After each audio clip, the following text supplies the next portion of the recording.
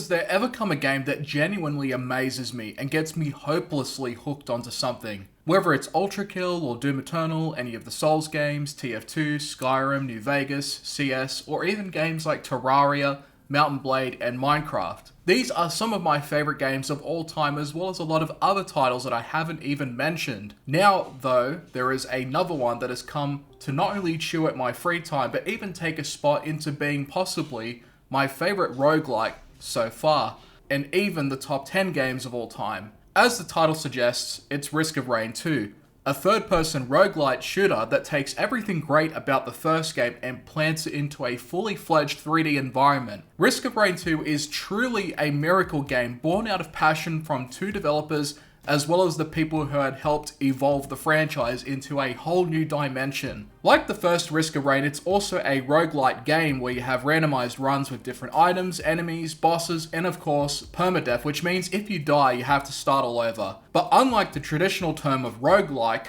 roguelites have this thing where they enable item unlocks that carry over to the next game, making future runs gradually easier. I've always been a fan of these genres. It's the only type of genre where I can ignore the fact that I can potentially lose everything in a run and have to start all over again. The random and in-depth nature of these games allows for nearly infinite replayability, and just about infinite if you apply mods. Of course though, some other games that aren't roguelikes do have permadeath, but the static experience can oftentimes make it more repetitive, whereas in roguelites or roguelikes, the experience overall can differ in each run, so it generally becomes more about memorizing item builds, enemy patterns, and mechanics, rather than just memorizing an entire level like in, say, Doom Eternal when you're practicing for an Ultra Nightmare run. I thoroughly enjoyed the first Risk of Rain. It's keyboard friendly, has a great variety of characters and enemies, with a great soundtrack to boot. It was so successful that there was eventually demand for a sequel, so they set to work on the next one. For the sake of moving forward, they would at first experiment with 2.5D, which enabled for more detailed pixels. What they did prior was no longer feasible because of the limited number of pixels on the screen. Initially it looked really impressive, but then the suggestion to fully transition to 3D was then thought of, and given that 2.5D is closer to 3D, it only made sense to take the plunge. If they didn't, then the Risk of Rain 2 we would have ended up with would have been very different. Thank God though, because this is genuinely one of the most beautiful looking games I've played. The 3D world of the game enables a more fully realized version of Risk of Rain's universe. We get to see everything with far more depth and scale this time around, whereas in the first one, everything felt far more smaller given the camera view from afar. Imp overlords look massive, grandparents and their children. Stone golems are now like the guardians from Breath of the Wild, where they give you the laser treatment and clap up close. And elder Lumerians are another thing to kill immediately. The game embraces its chaotic world in a number of ways. For starters, you have the same timer system and the same 3 difficulties. Enemies appear randomly and can come from anywhere. In 2D you could see everything, but now you need to look everywhere around you, which is where your awareness game needs to come in. As for how the timer system works, well, the longer your session is in a playthrough, the more difficult it becomes. This generally means difficulty scaling, newer elite variants for the enemies, bosses appearing on the map randomly. It can get very overwhelming later on if you're not properly stacked with items. Like I said in the previous game, the items will ultimately carry you through to the end. You see, the game may be drastically different from the first in terms of gameplay and dimensions, but the point of progression is the exact same. You go and loot items, find the teleporter, kill the boss, and wait for it to activate, and then move on to the next level. There are 6 stages, including extra ones too, like the hidden realms and the loop levels, that lead to an alternate way to end the run. Each run will generally be pretty quick, but like before, you have to commit to it, for if you leave the game while ongoing, you'll have to start all over. With the proper save mod though, you can circumvent this issue. More on the mods later. The pacing is significantly faster too. You can be slow and tanky or go to flash levels of speed once you have stacked items of energy drinks and Paul's goat hooves. You don't even have to touch ground at this point, especially when you have Hapu's feathers. Gameplay wise, it's incredibly polished and satisfying.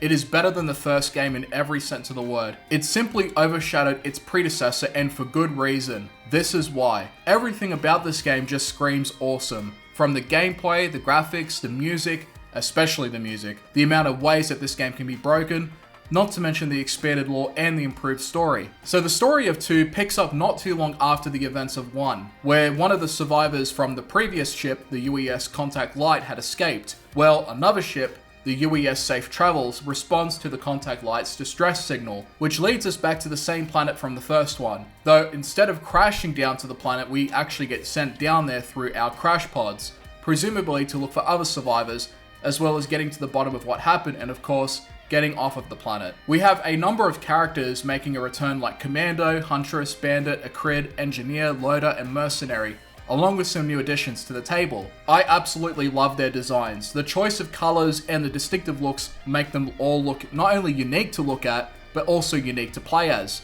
They each play differently, with their own abilities that give them certain advantages. You can beat the game, however, with any character, and some are more enjoyable than others. I'm still playing through this game and don't really have a favorite just yet, but it seems that no matter who I choose, I'm still managing to have a blast anyway. As I had already said, the gameplay is very polished, movement feels very slick and satisfying, and it's not only exacerbated with the number of items that you obtain through chests or statues, but also a lot of other different things added into the mix. There are also these additional things called Lunar Pods where you can get unique items, but at the cost of 1 Lunar Coin, which can be a grind to get. You can get them by either farming enemies or beating the game or getting yourself obliterated at an obelisk, which is the alternate way to finish a run. A lot of the enemies have been changed up to fit better in the 3D environment.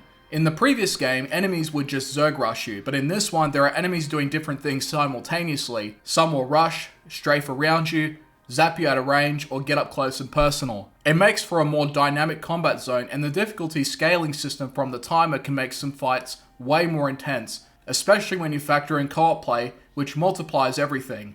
Solo or co-op, whatever your choice, there is still a huge amount of fun to be had here.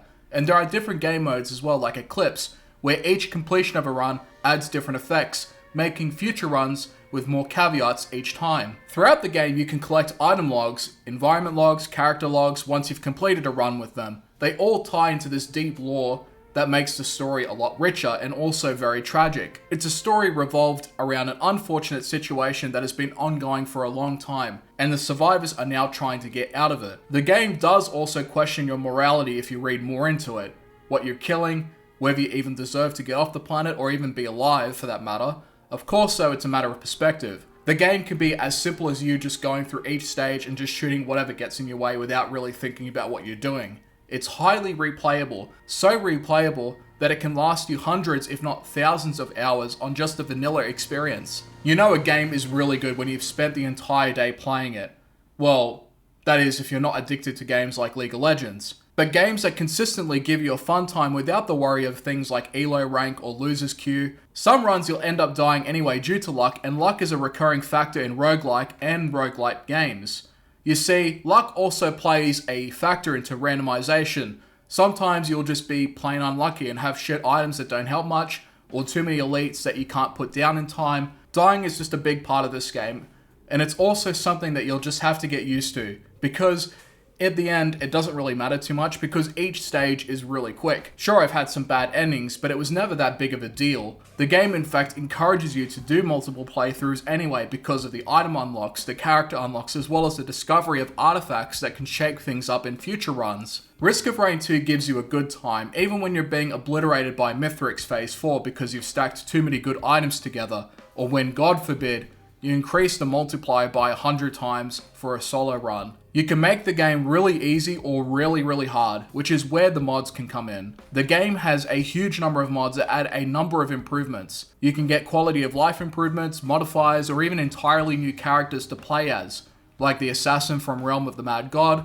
or even characters like Goku or Melania from Elden Ring, and yes, you can even do the flurry with her. Not to mention that some people have even added characters from the first game like Enforcer and Sniper. The mod pool is quite insane, and R2 Modman Loader makes modding for this super easy. Just make a profile, download the mods, and then load it as a modded game. That's it. Done. The game is just a massive improvement in terms of graphics, gameplay, characters, music, everything. It's what every sequel should aspire to be, where it takes what came before and does it better.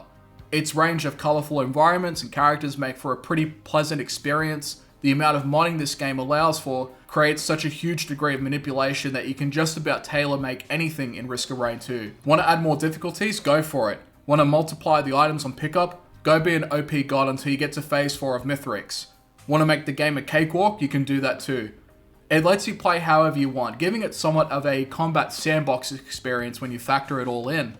Other than that though, Risk of Rain 2 is just a miracle of a game.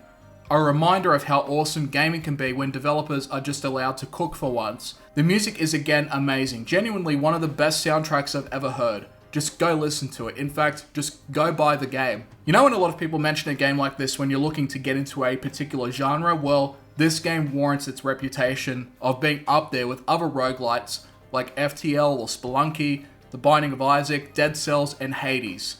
And for me so far, Risk of Rain 2 is the best 3D roguelite out there today. Speaking of which, we need to make more 3D roguelikes and roguelites. We need more games like Risk of Rain 2. Thank you for watching.